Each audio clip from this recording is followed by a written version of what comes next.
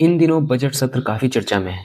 Parliament के लोकसभा में opposition ने रूलिंग पार्टी से काफ़ी रीजनेबल क्वेश्चन पूछे हैं, जैसे कि एप्स्टीन फाइल में मोदी का नाम आना, नरवणे की बुक को अभी तक अनपब्लिश क्यों रखा है और पीएम केयर फंड। आज हम बात करेंगे पीएम केयर फंड की। पीएम केयर फंड कोविड-19 के समय मार्च 2020 में बना था और इसमें कोई व्यक्ति अपनी इच्छानुसार पैसे डोनेट कर सकता है।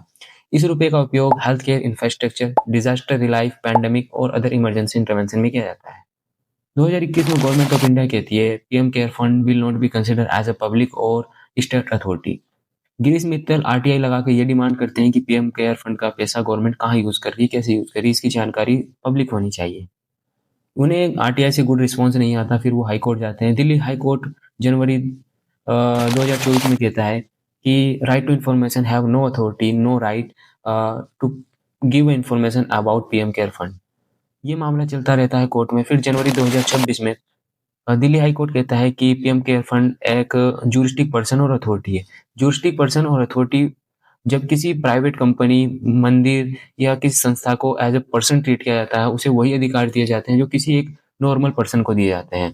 वो ज्यूरिस्टिक पर्सन या अथॉरिटी कहलाता है। दिल्ली हाई कोर्ट कहता है कि उसकी कुछ जानकारी को स्टेचुटरी प्राइवेसी प्राप्त है, इसलिए हम उसकी कुछ जानकारी, कुछ डाटा को रिलीज नहीं कर सकते। जब इनकम टैक्स डिपार्टमेंट कहता है कि कौन से डॉक्यूमेंट के आधार पर पीएम केयर फंड को टैक्स फ्री रखा गया है, दिल्ली हाई कोर्ट कहता है कि इनकम टैक्स एक्ट की धारा 138 के तहत इसे विशेष छूट प्राप्त है। ये मामला तो कोर्ट का चलता रहता है, लेकिन मामला और गर्मा जाता है जब पीएमओ कार्यालय लोकसभा सचिवालय को एक रिटर्न नोटिस भेजता है। कहता है कि हम पीएम केयर फंड और पीएम एनआरएफ और पीएम एनडीएफ से रिलेटेड लोकसभा में कोई भी क्वेश्चन का आंसर नहीं देंगे और इस पे कोई भी डिस्कशन नहीं होगा।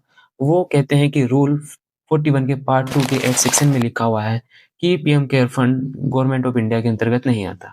फिर वो कहते हैं कि रूल 41 के पार्ट 2 के 18 सेक्शन में लिखा हुआ है कि government of India statutory body, statutory authority के बारे में कोई भी जानकारी लोकसभा में नहीं देगी, उसके कोई भी क्वेश्चन का आंसर लोकसभा में नहीं देगी।